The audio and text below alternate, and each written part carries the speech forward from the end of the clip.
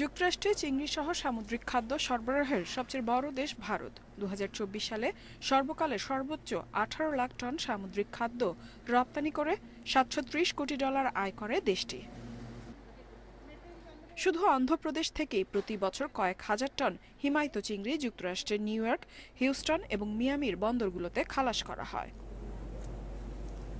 ট্রাম্পের জুলাই মাসের পরিকল্পনা অনুযায়ী ভারতের চিংড়ি শিল্পের ওপর ২৬% শুল্ক চাপানো হতে পারে। এতে করে সংকটে পড়তে পারে ভারতীয় ব্যবসায়ীরা, আর বড় ধরনের আঘাত আসতে পারে $৭ বিলিয়নের সামুদ্রিক খাদ্য সরবরাহ ব্যবস্থায়।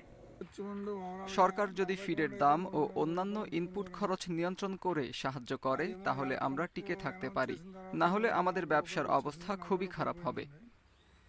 এদিকে ভারত থেকে রপ্তানির পাইপলাইনে থাকা চিংড়ি বোঝাই ২,০০০ কন্টেইনার এরই মধ্যে ঝুঁকির মুখে পড়েছে। শুল্কের কারণে মার্কিন ক্রেতারা এখন ওইসব চালানের দাম পুনর্নির্ধারণ করতে যাচ্ছেন।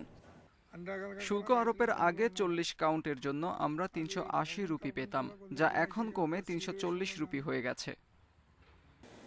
অন্যদিকে ভৌগোলিকভাবে দক্ষিণ আমেরিকার দেশ ইকুয়েডর যুক্তরাষ্ট্রের কাছাকাছি হওয়ায় এবং কম শুল্কের সুবিধা থাকায় লাভবান হতে পারে। তেলের পর চিংড়ি ইকুয়েডরের দ্বিতীয় সর্বোচ্চ মূল্যবান রপ্তানি পণ্য।